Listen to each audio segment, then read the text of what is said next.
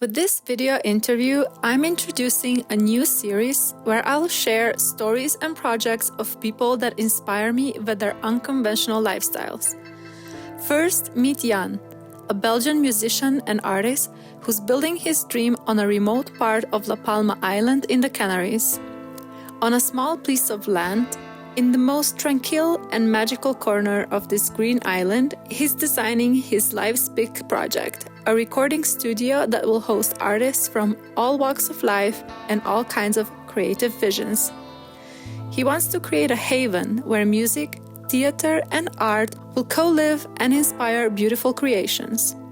Right now, he's in the middle of making his dream come alive, with a lot of help from friends and volunteers that come from all around the world to leave their mark. What's incredibly striking is that he's doing it all with very limited resources. There's no electricity, no heating, no Wi-Fi on the land. None of the living structures even have 4 walls, so you're exposed to the mercy of Mother Nature. Taking Jan as an example of how determination, patience, and resourcefulness can get you closer to your dream, I share this interview with you. What do we need to know about you to better understand how you are living here and what you are trying to achieve? I'm a musician with a dream, producer. We're building an artist retreat and a studio, a recording studio. I wanted a place to be able to create freely, and I was mesmerized by this island, so it invited me. That's what you need to know. Can you tell us a little bit more about why you chose La Palma specifically for this project? Yeah, I can tell you. I was invited by some other artists that I met on another island here in Canaries. And I was so well received by the artistic community here. It was invited to do things. In that time, there were still a lot of opportunities here, like financially, it was doable to find a piece of land or a little old abandoned house for a reasonable price. That changed a lot in the last 10 years. I saw it go very fast, the gentrification happening here. A lot of things happened. I mean, there was the pandemic, which affected a lot of artists all over the world, especially dreamers that want to take risks to achieve their dreams. This island called me because a very vivid scene of different kind of artists which I connected with and gave me the power to make this happen here. There's a community living here in the whole of the area in the northwest. Can you tell us what is the main objective, the main goal of this project? So the main goal is to create a haven for creative souls, all kind of creative souls. I want people to feel welcome here and inspired. Mainly artists, like musicians, people who are busy with theater and they want to come here for a week and focus on their creative outing. So I can give them accommodation and lovely food from the garden or local stuff. Yeah, I want to make people feel home for a short period.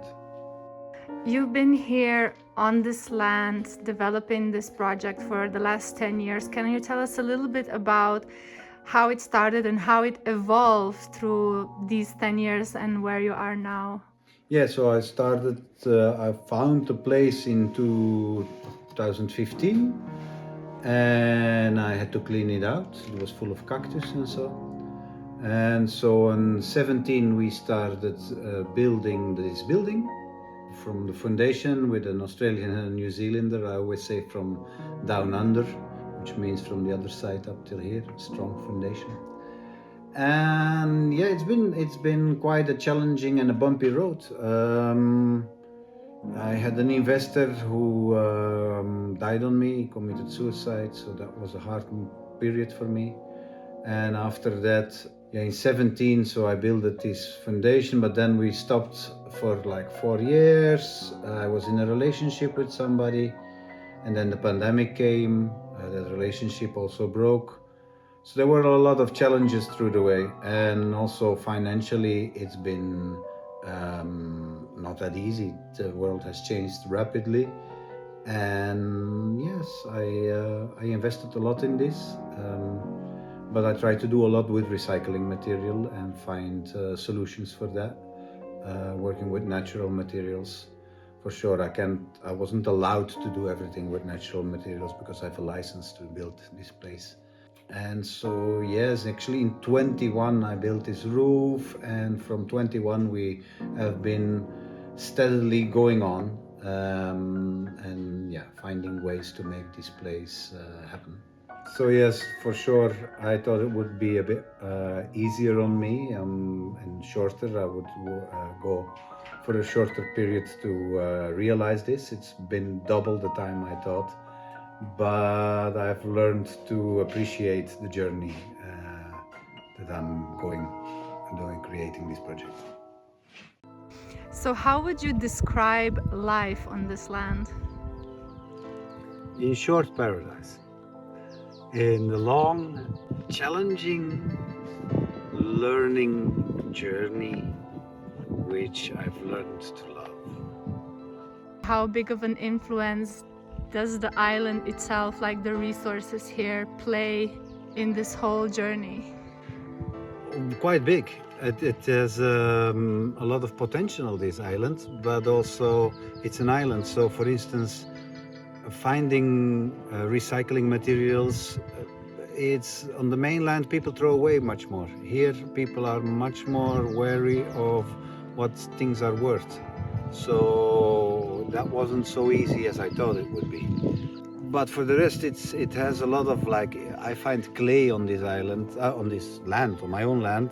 There's a source of clay where you have like pure clay. So that's very useful for building stuff, and I use it through the building process.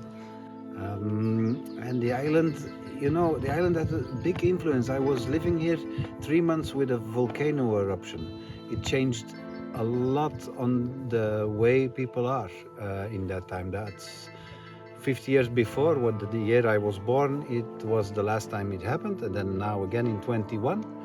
And that was in middle of pandemic, so people were already scared in general. And then this happened, and 10,000 people lost their homes. And so the dynamic on the island for sure changed. It's an island which lives from tourism, big part also. And you could feel the change there. There was less tourism for sure in that time. So yeah. How big of a role does Workaway and volunteers play in your story on this land?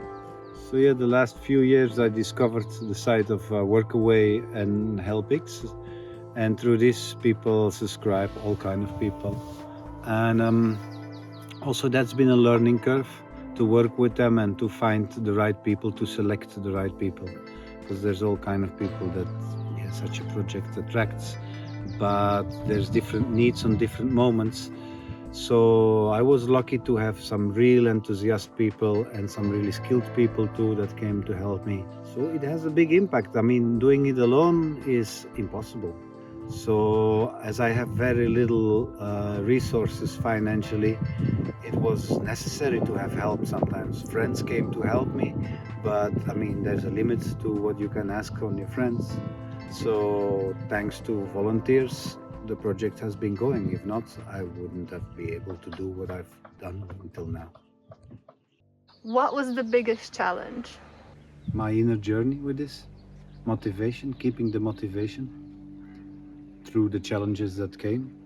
Losing one of my investors in the beginning of the journey. Friends were challenges sometimes, for all kind of reasons. Finding a way to combine this dream and the ambition of this dream with my professional life, that was a challenge. Money is a challenge. And what is the biggest reward, or was the biggest reward? The biggest reward is having you, Katja.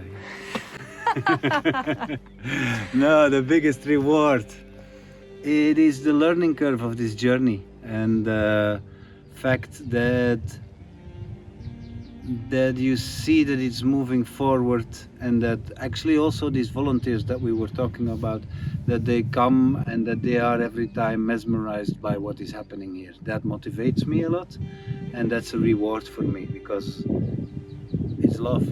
It's love for what I do, and sometimes when you're in the middle of it, you don't see very well what is happening and what you've done, and then people come here and they are like, you see it in their eyes how mesmerized they are by what is happening here. So I am thankful for their thankfulness. What is success to you? Keeping the love for what you do. And what is happiness? A warm gun. The Beatles, John Lennon. Happiness is inner peace, and I have achieved this temporarily. It's not something that's a constant. So I found contentment, but that's not happiness, I find. You can be content and still like.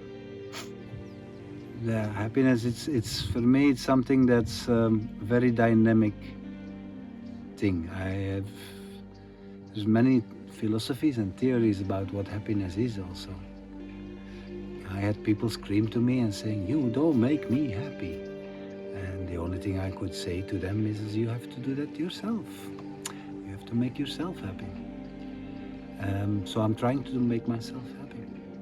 And one of the things that I'm doing to make myself happy is every day trying to make a step towards getting this project workable and enjoyable for everybody.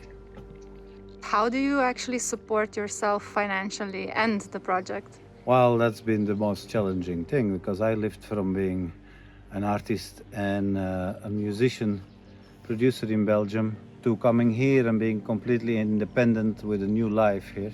And I was very lucky to provide myself with all kind of ways. I mean, it's been a journey also. There were, in the beginning, I had some savings so I could live here. I got more jobs with for helping people, musicians and so. And then projects came. I'm doing theater now. I am also, recording still. But there were times that I went back to play on the street. And then street was very short period, because then they invited me into hotels and restaurants. So I was playing in hotels and restaurants as a musician. So I do provide myself by working as an artist still. And the project, it's supported. Sometimes I get support from different corners, like people who sympathize with my project. You can go to my website and connect with me if you like this project and you would like to support it. I invite you to contact me, and we see how we can do an honest exchange and help this project absolutely forward. Thanks to a lot of beautiful people that have helped me through the years. I made some major steps, but there's still big major steps to do. We need an electricity system, for instance, at the moment. And I don't know how I'm gonna get the finance together at this moment. I'm thinking of maybe doing a crowdfunding. Let's see how we proceed with all this. But yes, for now, I've been providing myself with little jobs here and there as a sound engineer, and still producing for other people. And theater, also child theater I do now with my girlfriend, which is a very nice thing to get back into it. In the past I've been investing time in clowning, so being a clown, which is one of the things I like very, very much. And we're back there also, so that's a fun thing to do. Do you have any regrets? I have not much regrets or real regrets about what I've done. I have sometimes regrets of what I didn't do, but I know it's better to have regrets of what you did than to have regrets of what you didn't do. I don't really keep busy with having regrets. You have doubts sometimes, doubts of what you've done, doubts of what you should have done. Do I regret it? I accept it as part of the journey. Do you think you are free? This is something I share with all the visitors here, actually. Freedom has been, since I was an adolescent, a big, I think even before that, when I was a kid, a big part of my life to understand what it means and what it holds for me and what it holds for my soul and my heart. Around my 27th year, I was very much listening to John Coltrane, a jazz musician, saxophonist, which I liked very much, I still like very much. And he said, you cannot play free, you can only play more free. And this is something I changed into a life philosophy, which means for me, you cannot be free, you can only be more free. What that means is that if you know your limits very well, you can cross them consciously and feel more free. So I'm constantly trying to do this more and more. Is there anything else you would like to add or like people to know about you, about the project, about the land? I think I repeat myself here a bit, but it's been a constant journey. I like to share this journey. I like to create a caravan, even if I'm not moving. This land is static now. I mean, it's not static because it's on the world and the world is moving and it's turning around. So we're circling in the universe. But come and join the caravan. You're welcome here. And if it's like you, Katja, like a volunteer, or if it's like a visitor or like a creator, this is for me the reason why I'm doing it. And so I would love more people to come and join this project and be inspired by the beauty that I am creating with all these people that come to help me, but also the beauty that's already here, that I found here, and the inspiration. So yes, please be welcome.